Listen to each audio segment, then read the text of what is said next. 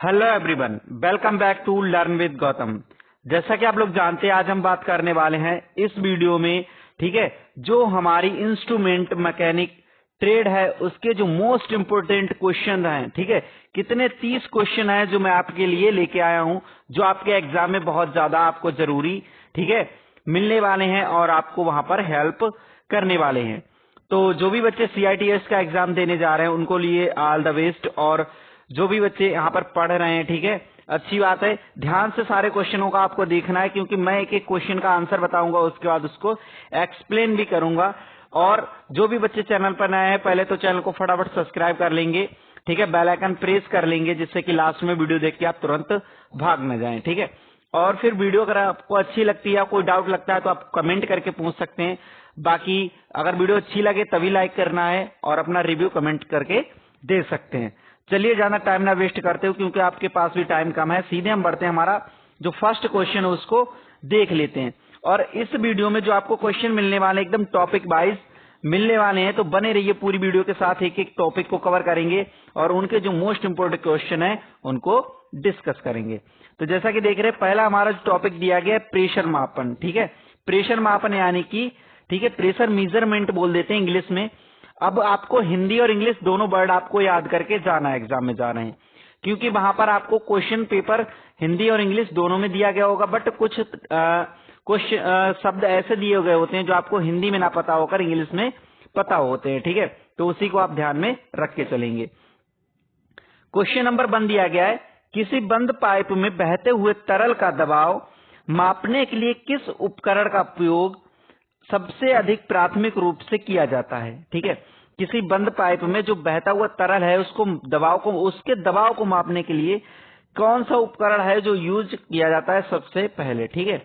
तो जैसा कि आप लोग देखते हैं, सबसे पहला हमारा 4 ऑप्शन आपको दिए गए होंगे सेम इसी प्रकार से आपके, ठीक है, जो भी आपका एग्जाम होने वाला वहां पर, ठीक। तो हमारा आंसर यहाँ पर कौन सा हो जाएगा? बी वाला ऑप्शन हमारा ठीक हो जाएगा, बर्डन ट्यूब, ठीक है। बर्डन ट्यूब जो होता है वो यूज किया जाता है। अब इसको एक्सप्लेन भी देख लेंगे, ठीक है, क्योंकि मैं यहाँ पर आपसे ऐसा नहीं बोलूंगा कि आप कमेंट करके बताइए, ठीक है। जिसका आंसर आपको पता है अपना टैलेंट दिखाइए और कमेंट करके बता सकते हैं। अदरवाइज आपको आंसर नहीं पता है तो उसके सारे आंसर मैं आपको यहाँ पर प्रोवाइड करूंगा और एक्सप्लेन भी करूंगा, ठीक है। तो निश्चिंत होकर एक बार वीडियो देख लीजिए, आराम से पेपर दीजिए, कोई टेंशन वाली बात नहीं है। तो जैसा कि देख रहे हैं, सही उत्तर हमारा यहाँ पर क्या हो जाएगा? बर्डन ट्यूब हो जाएगा। अब इसका स्पष्टीकरण दिया गया है, यानी कि बर्डन ट्यूब एक मैकेनिकल प्रेशर गेज है जो औद्योगिक स्तर पर उच्च और मध्य दबाव मापने के लिए सबसे ज्यादा उपयोग होता है। दबाव पड़ने पर इसकी सी शेप ट्यूब, ठीक है, कैसे सी शेप की जो ट्यूब होती है वो सीधी होने की कोशिश करती है। कैसे सीधे होने की कोशिश करती है? जब इस पर दबाव पड़ता है, जिससे क्या होती है? सुई घूमती है, ठीक है। तो क्या पूछा गया था आपसे? बंद पाइपलाइन है, उसमें बहते हुए तरल का जो दबाव है मापने के लिए किसका यूज करते हैं? तो जो बर्डन ट्यूब होता है उसका यूज करते हैं। और बर्डन ट्यूब किसे बोलते हैं? जो सी टाइप में एक ट्यूब होता है, सी शेप में जो ट्यूब होता है उसे क्या बोल देते हैं? बर्डन ट्यूब बोल देते हैं। चलिए, नेक्स्ट क्वेश्चन हमारा आ जाता है, सेकंड क्वेश्चन, वायुमंडलीय दबाव, जिसको इंग्लिश में बोलते हैं एटमॉस्फेरिक प्रेशर, को मापने के लिए किस यंत्र का उपयोग किया जाता है? यानी कि जो हमारा एटमॉस्फेरिक प्रेशर होता है उसको मापने का किसका यूज किया जाता है? थर्मामीटर, हाइड्रोमीटर, बैरोमीटर या मैनोमीटर। तो जैसा कि आप लोग जानते हैं, यहाँ पर ऑप्शन दिया गया है, सही उत्तर क्या दिया गया है? बैरोमीटर, ठीक है। बैरोमीटर से क्या नापते हैं हम लोग? एटमॉस्फेरिक जो प्रेशर होता है उसको मापते हो। थर्मामीटर आप लोग जानते हैं, थर्मामीटर कौन यूज करता है? डॉक्टर लोग हमारे यूज करते हैं, जो हमारी बॉडी का टेम्परेचर मापते हैं, ठीक है। तो इसका आप ध्यान रखेंगे, थर्मामीटर किसका लिए यूज होता है? बॉडी का टेम्परेचर मापने के लिए यूज किया जाता है, ठीक है। ये भी आपको पता होना चाहिए। तो सही उत्तर सी दिया गया, बैरोमीटर। बैरोमीटर का जो हमारा स्पष्टीकरण क्या दिया गया है? बैरोमीटर का उपयोग मौसम विज्ञान और वायुमंडलीय दबाव को मापने के लिए किया जाता है। इसमें पारे का उपयोग सबसे आम है, ठीक है। यानी कि बैरोमीटर में जो अंदर लिक्विड भरा होता है, ठीक है, वो कौन सा होता है? हमारी मरकरी होती है, पारा ही होता है, जो हमारा किसमें होता है? थर्मामीटर में यूज होता है, ठीक है। तो इसको भी ध्यान रखेंगे। एक ही क्वेश्चन में आपको 2-2, 3-3 क्वेश्चन यहाँ पर मिलने वाले हैं, इसलिए मैंने 30 क्वेश्चन रखे हैं, जिससे कि आपके 30 क्वेश्चन से ही 60-70 कम से कम क्वेश्चन कंप्लीट हो जाएंगे। बट जब ही होंगे जब आप क्या करेंगे, वीडियो को आराम से ध्यान से पूरा देखेंगे, ठीक है, एक एक चीज को कवर करते हुए मेरे साथ चलेंगे। चलिए थर्ड क्वेश्चन पर आ जाते हैं, निर्वात। ठीक है, निर्वात को इंग्लिश में क्या बोलते हैं, वैक्यूम।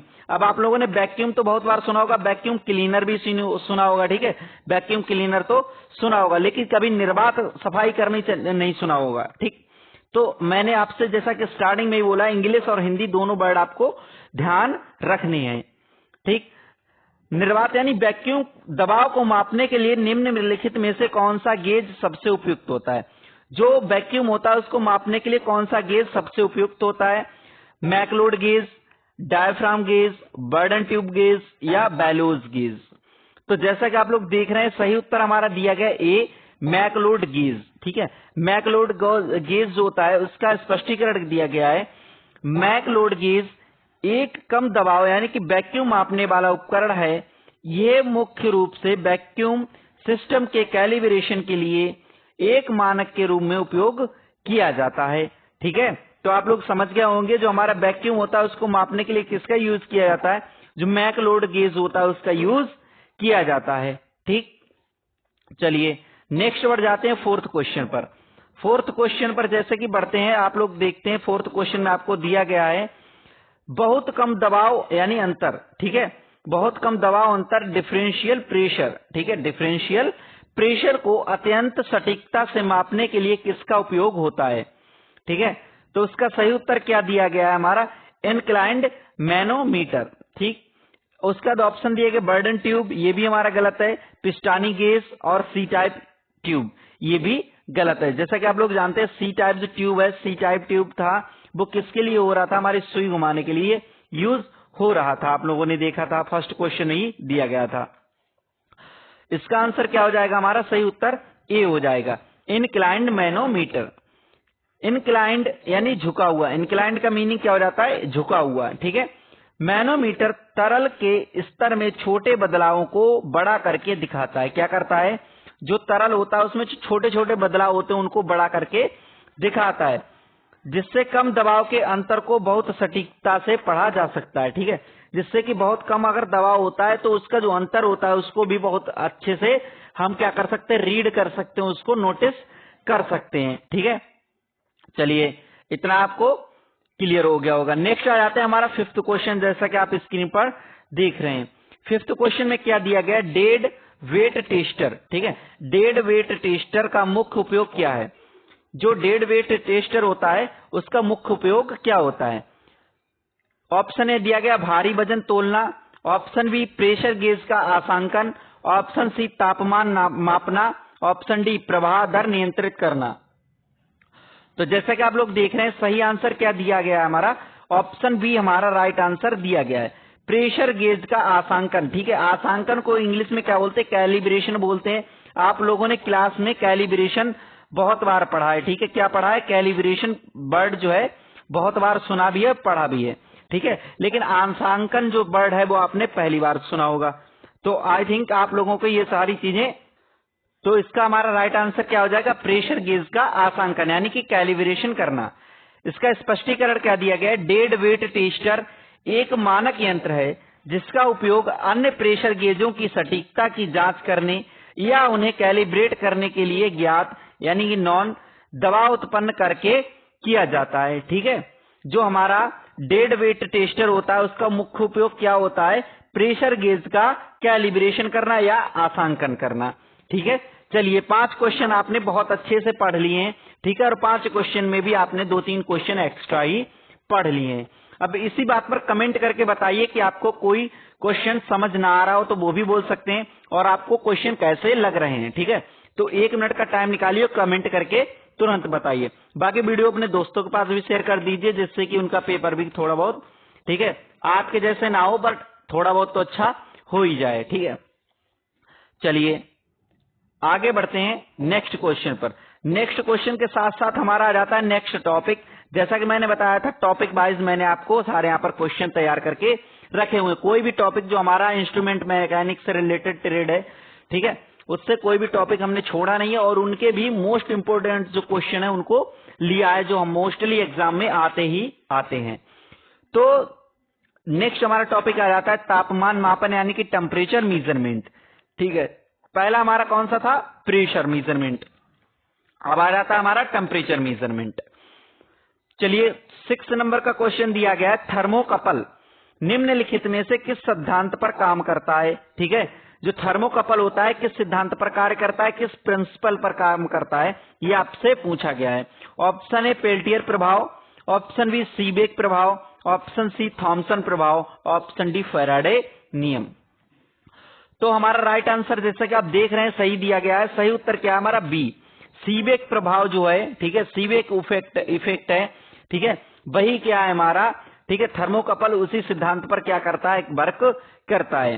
सीबेक प्रभाव के अनुसार जब दो अलग अलग धातुओं के जंक्शनों को अलग अलग तापमान पर रखा जाता है तो उनके बीच एक इलेक्ट्रोमोटिव बल यानी कि ईएमएफ, ठीक है, ईएमएफ का फुल फॉर्म क्या है? ठीक है, इलेक्ट्रोमोटिव, ठीक, इलेक्ट्रोमोटिव, ठीक है, फोर्स, ठीक, बल मतलब इंग्लिश में क्या बोलते हैं? फोर्स बोलते हैं।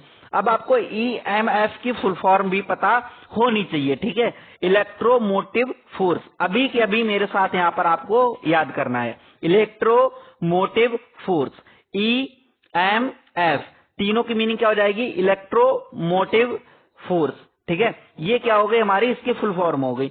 और बहुत सिंपल भी क्वेश्चन आपसे एग्जाम में पूछ लिए जाते हैं, तो ये चीजें आपको यहाँ पर ध्यान रखनी, अभी के अभी यहाँ पर याद कर लेना है। या वोल्टेज उत्पन्न होता है जो तापमान के समानुपाती होता है, ठीक है, समानुपाती क्या होता है, ठीक है। चलिए 6 क्वेश्चन अभी आपको क्लियर हो गया होगा। नेक्स्ट आ जाते हैं 7th क्वेश्चन पर। और 7th क्वेश्चन जैसा कि आप देख रहे हैं बहुत सिंपल ही दिया गया है, छोटा सा, और जैसा कि मैंने अभी आपसे क्या बोला था, फुल फॉर्म भी पूछ लेता है। तो फुल फॉर्म वाला क्वेश्चन आपकी स्क्रीन पर आपको नजर आ रहा होगा यहाँ पर। आरटीडी का पूर्ण रूप यानी कि फुल फॉर्म क्या होता है? ठीक है, आरटीडी की फुल फॉर्म क्या होती है? नंबर ए दिया गया है रेसिस्टेंस टेम्परेचर डिटेक्टर, बी दिया गया ratio temperature device, option C दिए गए real time detector, option D दिए गया रेसिस्टेंस थर्मल डिवाइस। तो राइट आंसर आपको क्या लगाना है यहाँ पर? जैसा कि आपसे ट्रेड से रिलेटेड पूछा जा रहा है, ठीक है, तो ट्रेड से रिलेटेड क्या लगाएंगे यहाँ पर? Option A resistance temperature detector, resistance temperature detector यानी कि हमारा ए वाला ऑप्शन राइट हो जाएगा इसका। आरटीडी एक ऐसा सेंसर है, आरटीडी क्या है? एक सेंसर होता है जिसका विद्युत प्रतिरोध तापमान बढ़ने के साथ बदलता है, ठीक है, यानी कि सकारात्मक तापमान गुणांक, यानी कि जैसे जैसे टेम्परेचर क्या होता है इंक्रीज होता है वैसे वैसे क्या करता है सेंसर उसका प्रतिरोध करता है, किसका? ठीक है, लाइट का, विद्युत का, यानी कि करंट का। चलिए नेक्स्ट क्वेश्चन आ जाता है आपकी स्क्रीन पर 8th नंबर का, ठीक है, 8th नंबर का क्वेश्चन क्या दिया गया? आरटीडी, जैसा कि अभी आपसे फुल फॉर्म जिसकी पूछी गई थी वो उसी से रिलेटेड क्वेश्चन दे दिया गया है, यानी कि ये हमारा कैसा महत्वपूर्ण वर्ड है हमारी ट्रेड का रिलेटेड, ठीक है, जिसे पीटी 100 बनाने के लिए किस धातु का सबसे अधिक उपयोग किया जाता है? ठीक है, तो सबसे अधिक किसका उपयोग किया जाता है? तांबे का, एल्यूमिनियम का, प्लेटिनम का या टंगस्टन का? तो तांबा भी हमारा रॉन्ग है, एल्यूमिनियम भी, टंगस्टन भी, बचता सही उत्तर क्या हमारा? प्लेटिनम का, ठीक है, प्लेटिनम का सबसे ज्यादा यूज किया जाता है किसके लिए? जो औद्योगिक आरटीडी होता है, ठीक है, उसका यूज बनाने के लिए, उसको बनाने के लिए, ठीक है। प्लेटिनम का उपयोग इसकी उच्च सटीकता, स्थिरता, रैखिकता यानी कि लीनियरिटी और विस्तृत तापमान सीमा के कारण सबसे अधिक किया जाता है। पीटी 100 का मतलब है 0 डिग्री सेल्सियस पर इसका प्रतिरोध 100 ओम होगा, ठीक है। अगर आपसे पूछ लिया जाता है जो आरटीडी होता है उसमें पीटी 100 का मीनिंग क्या है, ठीक है, तो पीटी 100 का मीनिंग आप लोग सीधे सीधे आंसर लगा देंगे कि 0 डिग्री पर, ठीक है, 0 डिग्री पर इसका जो प्रतिरोध होगा, रेसिस्टेंस होगा, कितना होगा? 100 ओम होगा, कितना? 100 ओम होगा, ठीक है। चलिए आपने 8th नंबर का क्वेश्चन था वो भी अच्छे से एकदम क्लियर कर लिया है। उसके बाद आ जाते हैं 9th नंबर के क्वेश्चन पर। और 9th नंबर का क्वेश्चन जैसा कि आप लोग देख रहे हैं आपकी स्क्रीन पर ये रहा, ठीक है, बिना छुए नॉन कांटेक्ट, ठीक है, बिना छुए मतलब नॉन कांटेक्ट, अत्यधिक उच्च तापमान जैसे पिघला हुआ लोहा, मापने के लिए किसका उपयोग किया जाता है, ठीक है, यानी कि बिना छुए, ठीक है, बहुत ज्यादा अगर टेम्परेचर है उसको मापने के लिए किसका यूज किया जाता है, मरकरी थर्मामीटर का, पायरोमीटर का, थर्मिस्ट का, या फिर जे टाइप थर्मोकपल का। तो जैसे कि आप लोग जानते हैं राइट आंसर हमारा सही उत्तर यहाँ पर क्या दिया गया है, बी दिया गया, यानी कि पायरोमीटर जो होता है, ठीक है, पायरोमीटर जो होता है उसको बहुत ज्यादा टेम्परेचर पर, जैसे कि पिघला हुआ जो लोहा होता है, ठीक है, कितना हाई टेम्परेचर होगा कि लोहा तक पिघल जाता है, तो उसको मापने के लिए किसका यूज कर लेते हैं हम लोग, पायरोमीटर का यूज कर लेते हैं। कोई थर्मामीटर मत लगा के आ जाना वहां पे कि थर्मामीटर क्या करता है, टेम्परेचर मापता है, ठीक है, टेम्परेचर थर्मामीटर किसका मापता है, हमारी बॉडी का मापता है, और ज्यादा टेम्परेचर है जिसको हम टच नहीं कर सकते तो उसको किससे मापते हैं, पायरोमीटर से मापते हैं। पायरोमीटर थर्मल रेडिएशन यानी विकिरण के सिद्धांत पर काम करता है। किस पर काम करता है, अब आपसे पूछ लिया जाए पायरोमीटर किस सिद्धांत पर कार्य करता है, इसको याद कर लीजिए, मोस्ट इंपोर्टेंट क्वेश्चन है, ठीक है, पायरोमीटर किस पर, कौन से सिद्धांत पर काम करता है, तो आप लोग क्या लगाएंगे, थर्मल रेडिएशन लगा देंगे, या क्या लगा देंगे, थर्मल विकिरण लगा देंगे, ठीक है। ये वस्तु को बिना छुए दूर से ही उसकी गर्मी की तरंगों को भाप कर तापमान बता देता है, यानी कि बिना छुए, बिना ऑब्जेक्ट में टच किए हुए ये क्या करता है, उसकी दूर से ही तरंगों को देख के क्या करता है, उसके टेम्परेचर को बता देता है। कौन सा, हमारा पायरोमीटर, ठीक है। चलिए 10th नंबर के क्वेश्चन पे आ जाते हैं। 10th नंबर क्वेश्चन जैसा कि आप देख रहे हैं क्या दिया गया है, थर्मिस्टर, ठीक है, थर्मिस्टर का प्रतिरोध तापमान बढ़ने पर आमतौर पर घटता है, इसे क्या कहा जाता है, ठीक है। तो ऑप्शन दिए गए हैं आपके सामने 4, बट राइट आंसर हमारा क्या है, बी है, ठीक है, एनटीसी, ठीक है, थर्मिस्टर का प्रतिरोध तापमान बढ़ने पर आमतौर पर घटता है, ठीक है, इसे क्या कहा जाता है, जो थर्मिस्टर होता है अगर इसका क्या हो रहा है, प्रतिरोध बढ़ रहा है तो तापमान किसका बढ़ेगा आमतौर पर, तो एनटीसी निगेटिव टेम्परेचर कोफिशिएंट है, ठीक है, इसे क्या बोला जाता है, निगेटिव टेम्परेचर कोफिशिएंट बोल दिया जाता है, यानी कि एनटीसी बोल दिया जाता है। अधिकांश थर्मिस्टर यानी कि एनटीसी प्रकार के होते हैं जिसका अर्थ है तापमान बढ़ने पर उनका प्रतिरोध तेजी से घटता है, ठीक है, जब टेम्परेचर इंक्रीज होगा तो क्या होगा, उनका रेसिस्टेंस डिक्रीज होगा, ठीक है, जब टी क्या होगा हमारा इंक्रीज होगा तो आर क्या होगा, डिक्रीज हो जाएगा, ये बहुत संवेदनशील होते हैं। चलिए 10 क्वेश्चन आपने अच्छे से तैयार कर लिए हैं मेरे साथ अभी के अभी, ठीक है, तो कोई भी ये नहीं कहेगा पेपर मेरा खराब होने वाला है, और इसी बात पर क्या करेंगे, वीडियो को लाइक कर देंगे क्योंकि आपने 10 क्वेश्चन अच्छे से देख लिए हैं, ठीक है। चलिए नेक्स्ट आते हैं थर्ड टॉपिक पर, प्रभाव और स्तर मापन यानी फ्लो एंड लेवल मेजरमेंट।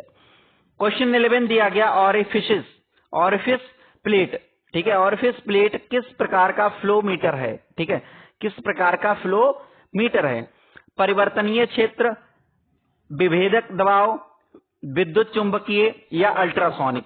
तो जैसा कि आप लोग देख रहे हैं राइट आंसर हमारा क्या दिया गया है, विभेदक दबाव यानी कि डिफरेंशियल प्रेशर दिया गया है, ये क्या है हमारा, ठीक है, ऑरिफिस उसका क्या है, किसका फ्लो मीटर है, तो हमारे विभेदक दबाव यानी कि डिफरेंशियल प्रेशर का क्या होता है, ये फ्लो मीटर होता है। ऑरिफिस प्लेट पाइप के बीच में एक रुकावट पैदा करती है जिससे प्लेट के आगे और पीछे दबाव में अंतर पैदा होता है, ये अंतर प्रभाव दर यानी फ्लो रेट के वर्ग के समानुपाती होता है। नेक्स्ट आ जाते हैं हम 12 नंबर के क्वेश्चन पर, रोटामीटर, ठीक है, अब रोटावेटर मत समझ लेना, ठीक है, जो खेत में जुताई करता, क्या दिया गया यहाँ पर, रोटामीटर दिया गया है, का उपयोग क्या मापने के लिए किया जाता है, क्या मापने के लिए किया जाता है, तो राइट आंसर हमारा बी दिया गया, गैस या द्रव का प्रभाव दर, ठीक है, जो फ्लो रेट होती है किसकी, हमारी गैस की, ठीक है, या फिर लिक्विड की, गैस या लिक्विड की जो फ्लो रेट होती है उसको मापने के लिए किसका यूज किया जाता है, हमारे रोटामीटर का यूज किया जाता है। रोटामीटर एक परिवर्तनीय क्षेत्र, ठीक है, यानी कि वेरिएबल एरिया का फ्लो मीटर है, इसमें एक ऊर्ध्वाधर कांच की नली में फ्लोट ऊपर नीचे होता है जिसे प्रभाव दर का दर्शाता है, ठीक है। अब क्या होता है, रोटामीटर जो है वो हमारा क्या करता है, गैस या द्रव के प्रभाव को, ठीक है, प्रभाव दर को क्या करता है, दर्शाने का काम करता है, उसको मापने के लिए किसका यूज किया जाता है, हमारे रोटामीटर का यूज किया जाता है। 3 नंबर का क्वेश्चन जो है वो आपकी स्क्रीन पर ये रहा, बबूलर सिस्टम, ठीक है, जिसे इंग्लिश में क्या बोलते हैं, बबलर सिस्टम बोल देते हैं, का उपयोग उद्योगों में मुख्य रूप से क्या मापने के लिए किया जाता है? मुख्य रूप से क्या मापने के लिए किया जाता है? तो टैंक में तरल का स्तर मापने के लिए किसका यूज किया जाता है? बबूलर बोल सकते हैं या बबलर सिस्टम बोल सकते हैं। किसका यूज किया जाता है? बबलर सिस्टम या बबूल सिस्टम का यूज किया जाता है। किसमें? टैंक में तरल का स्तर मापने के लिए कि तरल जो टैंक में कितना है। बबूलर या पर्ज सिस्टम में, ठीक है, बबूलर या पर्ज सिस्टम में टैंक के नीचे तल तक एक ट्यूब डाली जाती है और हवा छोड़ी जाती है। हवा के बुलबुले निकालने के लिए आवश्यक दबाव टैंक में मौजूद तरल के हाइड्रोस्टेटिक दबाव यानी कि स्तर को, ठीक है, बराबर होता है। ठीक है, अब समझ गए होंगे इसको कि यानी कि एक ट्यूब डाली जाती है, उसमें प्रेशर बढ़ाया जाता है हवा का, ठीक है, जो भी प्रेशर हवा का पड़ता है उससे क्या करते हैं, इसको माप लेते हैं। ठीक, चलिए 40 नंबर का क्वेश्चन आपकी स्क्रीन पर ये रहा है।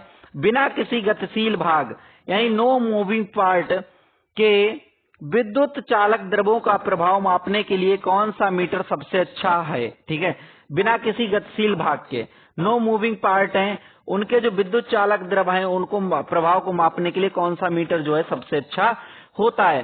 तो जैसा कि आप लोग देख रहे हैं सही आंसर हमारा क्या दिया गया है? बी दिया गया है, इलेक्ट्रोमैग्नेटिक फ्लो मीटर। ठीक है, बी ऑप्शन दिया गया है, इलेक्ट्रोमैग्नेटिक फ्लो मीटर। अब मैं ऐसा करता हूं, थोड़ा सा आपको जल्दी जल्दी सिर्फ जो राइट आंसर उसी को बताते चलता हूं, जो फालतू के ऑप्शन दिए गए उनको आपको देखना ही नहीं है, ध्यान ही नहीं करना है, सिर्फ जो राइट आंसर है उसको देख के चलना है। ये फैराडे के विद्युत चुंबकीय प्रेरक के नियम पर काम करता है। जब कोई चालक द्रव चुंबकीय क्षेत्र से गुजरता है तो एक वोल्टेज पैदा होता है जो प्रभाव की गति के समानुपाती होता है। चलिए नेक्स्ट आ जाते हैं 15 नंबर के क्वेश्चन पर। गैर आक्रामक, ठीक है, गैर आक्रामक यानी कि नॉन इन्वेसिव तरीके से पाइप के बाहर से ही पाइप प्रवाह मापने के लिए किस तकनीक का उपयोग किया जाता है? ठीक है, मतलब यानी कि बिना किसी आक्रामक क्रिया इन्वेशन करे पाइप के अंदर का जो प्रवाह है उसको मापने के लिए बाहर से ही किस तकनीक का उपयोग किया जाता है? तो किस प्रकार किसका उपयोग किया जाता है? अल्ट्रासोनिक फ्लो जो मीटर होता है उसका यूज किया जाता है। जैसे कि आप लोग देख रहे हैं राइट आंसर हमारा बी हो जाएगा यहाँ पर। ठीक है, अल्ट्रासोनिक फ्लो मीटर पाइप के बाहर क्लैंप किए जा सकते हैं। ये ध्वनि तरंगों यानी कि साउंड वेव की पारगमन समय, ट्रांजिट टाइम या डॉपलर प्रभाव का उपयोग करके प्रभाव मापते हैं। ठीक है, चलिए नेक्स्ट आ जाते हैं, हमारा फोर्थ जो दिया गया टॉपिक उसकी बात करते हैं। ठीक है, ट्रांसड्यूसर और signal conditioning, transducer and signals. तो इससे रिलेटेड जो भी मोस्ट इंपोर्टेंट क्वेश्चन है उनकी बात कर लेते हैं। ठीक है, जैसा कि आप लोग देख रहे हैं 60 नंबर के क्वेश्चन पर आप लोग फटाफट पहुंच चुके हैं। एलवीडीटी का उपयोग क्या मापने के लिए किया जाता है? ऑप्शन दिया गया है बी, विस्थापन। ठीक है, विस्थापन को इंग्लिश में डिस्प्लेसमेंट भी बोल देते हैं और लीनियर मोशन भी बोल देते हैं, एलवीडीटी। अब एलवीडीटी इसकी फुल फॉर्म किसे किसे पता है? ठीक है, किसे किसे पता है फटाफट कमेंट करके बताइए। जिसे जिसे पता है एलवीडीटी की फुल फॉर्म फटाफट कमेंट करके बताइए। नहीं पता है तो चलिए मैं आपको नोट करा देता हूं। जैसा कि आप यहां पर देख रहे हैं, लीनियर वेरिएबल डिफरेंशियल ट्रांसफार्मर। ठीक है, एल्स मींस क्या होता है? लीनियर, बी मतलब वेरिएबल, डी मतलब डिफरेंशियल, टी मतलब ट्रांसफार्मर। एक अत्यंत सटीक इंडक्टिव ट्रांसड्यूसर है जो रैखिक गति या विस्थापन को अनुपातिक एसी वोल्टेज सिग्नल में बदलता है। किसमें बदल देता है? एसी वोल्टेज सिग्नल में बदल देता है। तो इसका आंसर भी आपको समझ आ गया होगा। ठीक है, राइट आंसर हमारा बी है, विस्थापन है जिसे डिस्प्लेसमेंट बोल देते हैं, लीनियर मोशन भी बोल देते हैं। तो ये आंसर आपका हो गया। चलिए नेक्स्ट आ जाते हैं 70 नंबर के क्वेश्चन पर। औद्योगिक इंस्ट्रूमेंटेशन में मानक एनालॉग करंट सिग्नल रेंज क्या है? ठीक है, औद्योगिक जो इंस्ट्रूमेंटेशन है, ठीक है, उसमें जो मानक एनालॉग है उसमें करंट सिग्नल की रेंज क्या दी गई है? तो जैसा कि आप लोग देख रहे हैं सही उत्तर हमारा बी दिया गया है, 4 से 20, ठीक है, MA। ठीक है, 4 से 20 MA दिया गया है, यानी कि 4 से 20 MA का उद्योग वैश्विक मानक है। इसमें 4 MA लाइव जीरो बोला जाता है। क्या बोला जाता है? अब पूछा जाए आपसे लाइव जीरो क्या बोला जाता है, तो आप लोग क्या आंसर लगाएंगे 4MA। इसको क्या बोला दिया जाता है, लाइव जीरो बोल दिया जाता है। ठीक है, जिससे यदि तार कहीं से टूट जाए तो करंट 0 एम्पियर हो जाता है और सिग्नल तुरंत फॉल्ट पकड़ लेता है। ठीक है, चलिए 18 नंबर के क्वेश्चन पर आ जाते हैं। न्यूमेटिक, ठीक है, न्यूमेटिक यानी कि हवा से चलने वाले इंस्ट्रूमेंट्स का मानक सिग्नल दबाव क्या होता है। ठीक है, हवा से चलने वाले जो भी इंस्ट्रूमेंट होते हैं उनका मानक दबाव सिग्नल क्या होता है।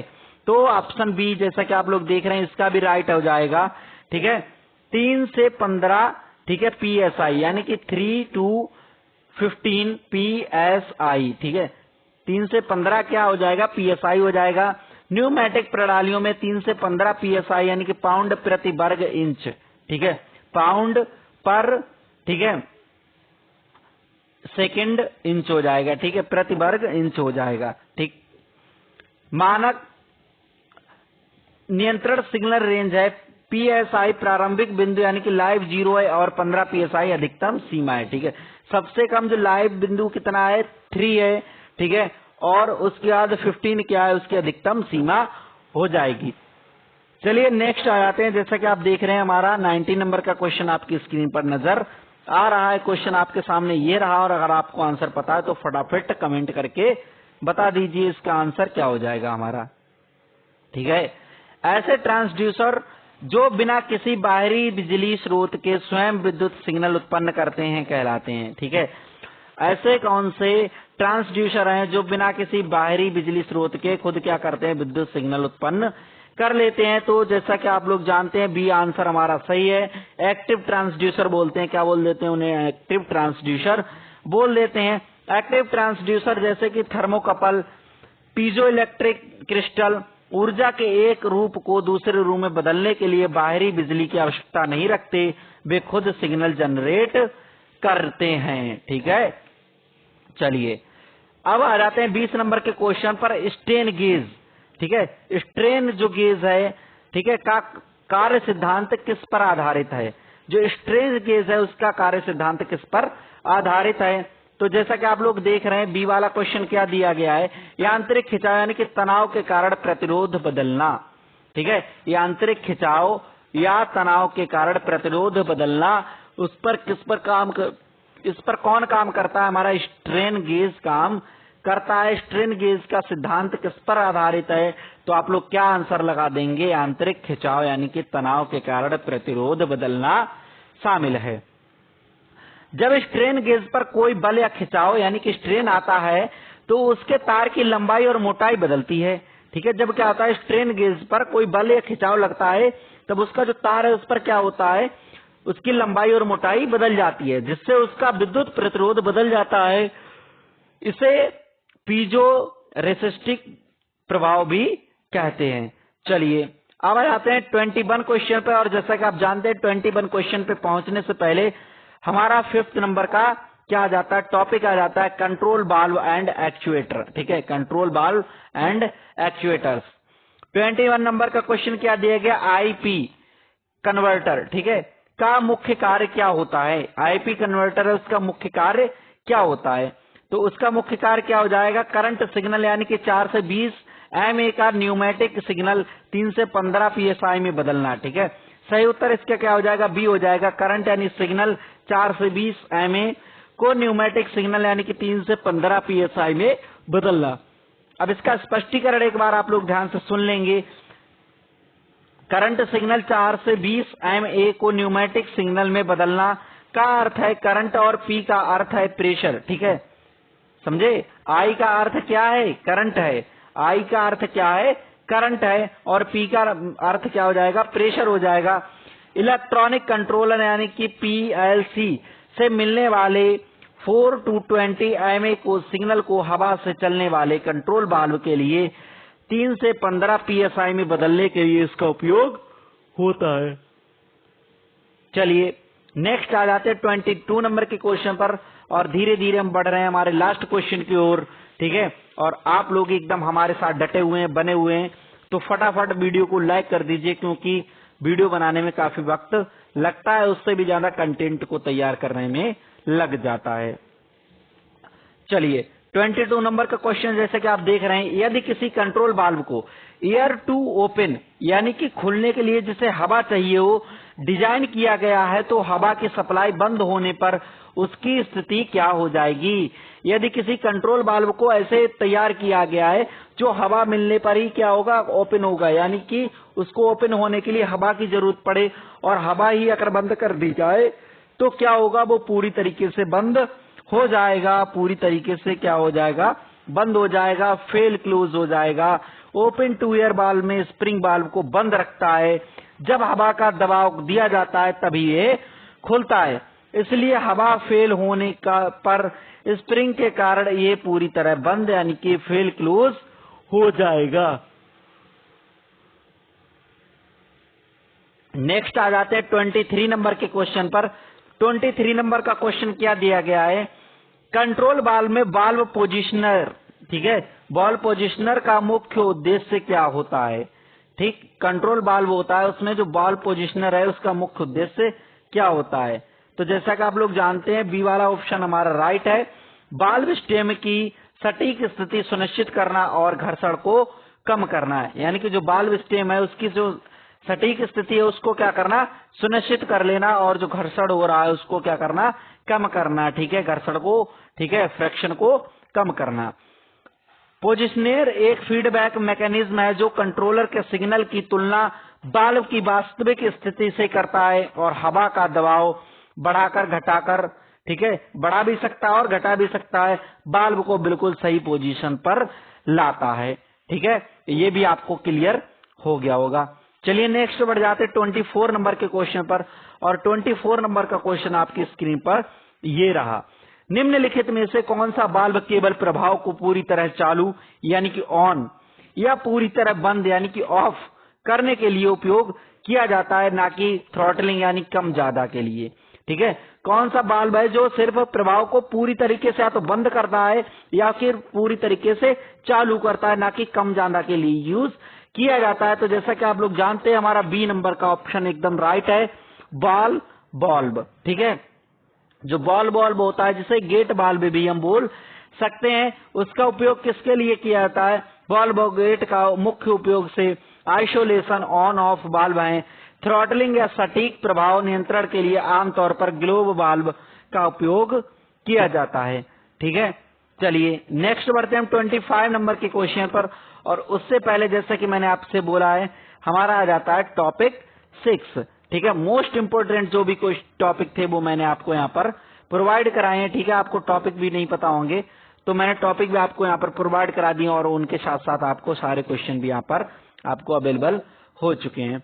तो 6 नंबर का हमारा जैसे कि आप देख रहे हैं टॉपिक क्या है, नियंत्रण प्रणाली और आसांकन यानी कि कंट्रोल सिस्टम एंड पीएलसी। ठीक है, पीएलसी पीआईडी, कंट्रोलर में आई यानी कि इंटीग्रल का पद का मुख्य कार्य क्या है। अब आपसे इस तरीके से पूछा गया है पीआईडी। ठीक है, पीआईडी कंट्रोलर जो है उसमें आई का मीनिंग क्या बताया गया, इंटीग्रल बताया गया। अब इससे आपसे क्या पूछा गया, इसका जो मुख्य कार्य है वो क्या होता है। तो मुख्य कार्य क्या होता है हमारा, स्टडी स्टेट एरर। ठीक है, ऑफसेट को समाप्त करना, यानी कि बी वाला हमारा राइट आंसर क्या हो जाएगा, स्टडी स्टेट एरर। ठीक है, उसको क्या करना, समाप्त करना। ठीक है, उसको क्या करना, पूरी तरीके से, ठीक है, फिनिश कर देना। उसका स्पष्टीकरण क्या दिया गया है, अनुपातिक यानी कि प्रोपोर्शनल कंट्रोलर हमेशा एक ऑफसेट छोड़ देता है। इंटीग्रल मोड समय के समय साथ त्रुटि को इकट्ठा यानी कि इंटीग्रेट करता है और आउटपुट को तब तक बदलता है जब तक कि त्रुटि पूरी तरह शून्य ना हो जाए। ठीक है, तो इतना आपको क्लियर हो गया होगा। जो पीआईडी होता है उस कंट्रोलर होता है उसमें जो आई होता है, आई मतलब इंटीग्रल, उसका जो पद दिया गया उसका मुख्य कार्य क्या होता है, स्टडी स्टेट एरर को क्या करना, समाप्त करना। ठीक है, अब आपसे क्वेश्चन घुमा के भी पूछ सकता है कि स्टडी स्टेट एरर जो होता है उसको कौन समाप्त करता है। तो ठीक है, पीआईडी कंट्रोलर करता है। कौन करता है, पीआईडी कंट्रोलर करता है। उसमें भी जो इंटीग्रल है दिया गया है वो काम करता है। उसका 26 नंबर का क्वेश्चन आपकी स्क्रीन पर ये रहा, पीएलसी का पूर्ण रूप क्या है। अब मैं आपको बोलने ही वाला था, तब तक आपकी स्क्रीन पर ये क्वेश्चन आपसे पूछ लिया गया है कि पीएलसी का फुल फॉर्म क्या है, जिसका उपयोग फैक्ट्रियों में ऑटोमेशन के लिए होता है। ठीक है, किसके लिए होता है? पीएलसी का उपयोग ऑटोमेशन के लिए हो जाता है। और आपसे ये क्वेश्चन भी कर सकता है सिंपल रूप से कि ऑटोमेशन में फैक्ट्रियों में किसका उपयोग किया जाता है, तो आप लोग क्या आंसर लगा देंगे? पीएलसी लगा देंगे। बट आपसे क्या पूछा गया? घुमा फिरा करके पीएलसी की फुल फॉर्म पूछी गई है। अब पीएलसी की फुल फॉर्म क्या दी गई है, अगर आप में से किसी को भी पता है तो क्या करेगा? फटाफट कमेंट करके आंसर बता देगा। जैसा कि आप लोग देख रहे हैं, राइट आंसर हमारा ए दिया गया। क्या होगा? Programmable logic controller. ठीक है, प्रोग्रामेबल लॉजिक कंट्रोलर, इसका क्या हो जाएगा? फुल फॉर्म हो जाएगा पीएलसी का। ठीक है, ऑटोमेशन में किसका यूज किया जाता है? पीएलसी का यूज किया जाता है। नेक्स्ट आ जाते हैं 27 नंबर के क्वेश्चन पर। और 27 नंबर के क्वेश्चन में आपने फिर से क्या पूछा गया? पीएलसी से रिलेटेड क्वेश्चन किया गया है। पीएलसी प्रोग्रामिंग में सबसे लोकप्रिय और आमतौर पर उपयोग की जाने वाली भाषा कौन सी है? पीएलसी प्रोग्रामिंग में सबसे लोकप्रिय और आमतौर पर उपयोग की जाने वाली, ठीक है, भाषा कौन सी है? तो जैसा कि आप लोग आंसर देख रहे हैं, इसका आंसर आई थिंक किसी भी बच्चे को नहीं पता होगा। ठीक है, इसका आंसर किसी को भी नहीं पता होगा। बट अब आपको यहां से याद करके जाना है कि लैडर लॉजिक जो है वो हमारे पीएलसी प्रोग्रामिंग की क्या है? सबसे लोकप्रिय और आमतौर पर उपयोग होने वाली भाषा है, लैंग्वेज है कौन सी? Ladder logic. ठीक है, तो इसको क्लियर कर लेंगे। लैडर लॉजिक रिले और संपर्क करता यानी कि कॉन्टैक्ट्स के विद्युत सर्किट आरेखों जैसी दिखती है, जिससे इलेक्ट्रीशियन और इंस्ट्रूमेंट मैकेनिकों के लिए इससे समझना बेहद आसान होता है। ठीक है, कौन सी लैंग्वेज? Ladder logic language. चलिए नेक्स्ट आते हैं 28 नंबर के क्वेश्चन पर। और 28 नंबर का क्वेश्चन क्या दिया गया है? किसी उपकरण के इनपुट और वास्तविक आउटपुट के बीच में के अधिकतम अंतर को बार बार मापने पर मिलने वाली स्थिरता को क्या कहते हैं? ठीक है, तो राइट आंसर क्या दिया गया है? बी कहते हैं। बी मतलब यानी कि परिशुद्धता, यानी कि प्रिसीजन, जिसे रिपीटेबिलिटी भी बोल देते हैं। ठीक है, मैं बार बार आपको चिल्ला चिल्ला के बता रहा हूं कि हिंदी और इंग्लिश दोनों वर्ड आप याद करके जाएंगे, वरना वहां हिंदी याद करके जाएंगे, इंग्लिश में लिखा सिर्फ मिल गया तो वहां कुछ नहीं समझ आएगा। ठीक है, तो परिशुद्धता भी आपको याद करना है, प्रिसीजन भी याद करना है, और यहाँ पर एक और वर्ड दिया गया रिपीटेबिलिटी भी याद करके जाना है।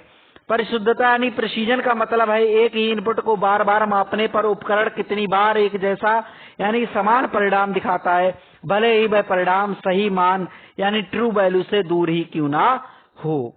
ठीक है, चलिए नेक्स्ट आ जाते हैं 29 नंबर के क्वेश्चन पर। और 29 नंबर का क्वेश्चन क्या दिया गया है?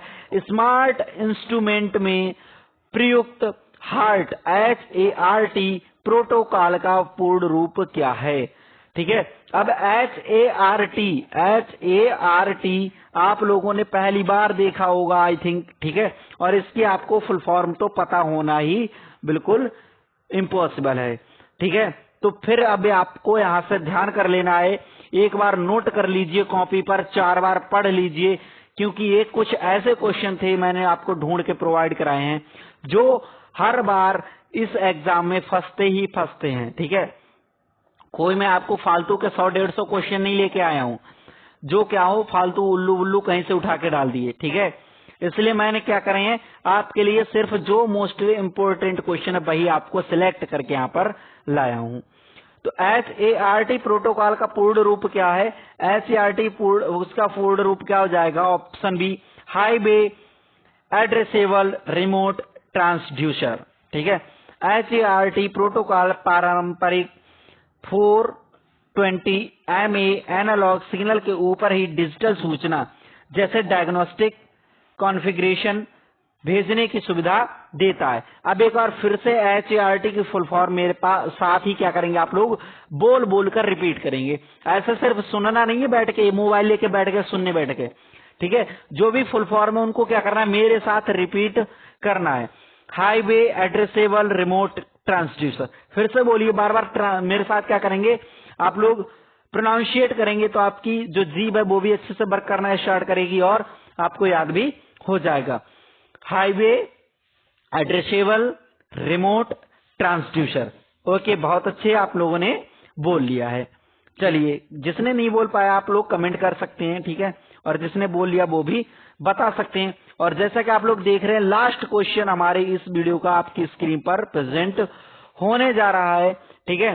तो जिस भी बच्चे ने अभी तक वीडियो को लाइक नहीं किया, ईमानदारी से यहाँ तक देख लिया है, तो फटाफट लाइक भी कर देना और एक बार कमेंट करके रिव्यू करके जरूर जाना कि आपको वीडियो कैसी लगी है। तो लास्ट क्वेश्चन को भी एक बार देख लीजिए, समझ लीजिए। किसी रासायनिक घोल की अम्लीयता यानी कि एसिडिटी या क्षारीयता यानी कि अल्कलिनिटी मापने के लिए किस पैरामीटर का परीक्षण किया जाता है, ठीक है। कोई रासायनिक घोल है यानी कि कोई केमिकल सॉल्यूशन है, उसके एसिडिटी और अल्कलिनिटी मापने के लिए किस पैरामीटर का उपयोग किया जाता है। तो राइट आंसर क्या हो जाएगा हमारा, पीएच होता है। पीएच मान आप लोगों ने पढ़ा होगा, 6th क्लास से भी इसके बारे में पढ़ते आए होंगे कि पीएच मान, ठीक है, तो कितना होता है हमारा, 0 से कितने तक होता है, 14 तक होता है। और 7 पर हमारा कैसा होता है, न्यूट्रल हो जाता है। अगर हम किधर 14 की ओर बढ़ते हैं तो हमारा बेस हो जाता है, बेस यानी कि अल्कलाइन हो जाता है। और अगर हम क्या करते हैं, 7 से 0 की ओर बढ़ते हैं तो कैसा हो जाता है हमारा, एसिडिक हो जाता है। इसको भी आपको ध्यान रखना है, ठीक है। तो उनको मापने के लिए किस पैरामीटर का उपयोग करते हैं, पीएच मान का यूज करते हैं, ठीक है। किसका, पीएच मान का उपयोग किया जाता है। पीएच स्केल 0 से 14 तक होती है। देखिए, जो चीज मैंने आपको समझाई वो चीज यहाँ पर एक्सप्लेन भी की गई है। 7 से कम मान एसिड यानी कि अम्ल होता है, 7 उदासीन यानी न्यूट्रल होता है, और 7 से अधिक मान क्षार यानी बेस को दर्शाता है। इसे मापने के लिए ग्लास इलेक्ट्रोड का उपयोग होता है। किसका उपयोग होता है, ग्लास इलेक्ट्रोड का उपयोग होता है। चलिए, बहुत बहुत धन्यवाद, आप लोगों ने वीडियो पूरी देखी। और यहाँ पर हमारे 30 क्वेश्चन जो थे, जो मैंने 50-60 क्वेश्चन आपको उनके बना के तैयार करके बताए हैं, ठीक है, समझाया है। और अगर आप लोगों को लगता है कोई चीज समझ नहीं आया तो कमेंट करके पूछ सकते हैं। बाकी वीडियो आपको कैसी लगी प्लीज रिव्यू दे के जाना, और वीडियो पूरी देखी हो तो लाइक भी कर देना, और चैनल को सब्सक्राइब करके अपने दोस्तों के पास कम से कम 2 लोगों से आपको क्या करना है, चैनल को सब्सक्राइब करा लेना, जिससे कि फटाफट 100 सब्सक्राइबर कंप्लीट हो सके। बाकी फिर मिलते हैं अगली वीडियो में। अगर आपको कोई टॉपिक समझ नहीं आया या कोई ऐसा आपका एग्जाम हो या आपका ऐसा कोई मतलब टॉपिक हो जो आपको समझ ना आ रहा हो, तो आप लोग क्या कर सकते हैं, कमेंट करके मुझसे बोल सकते हैं, मैं आपको वीडियो प्रोवाइड कराऊंगा। बाकी फिर मिलते हैं अगली वीडियो में, तब तक के लिए अपना ख्याल रखिए, स्वस्थ रहिए, मस्त रहिए। जय हिंद।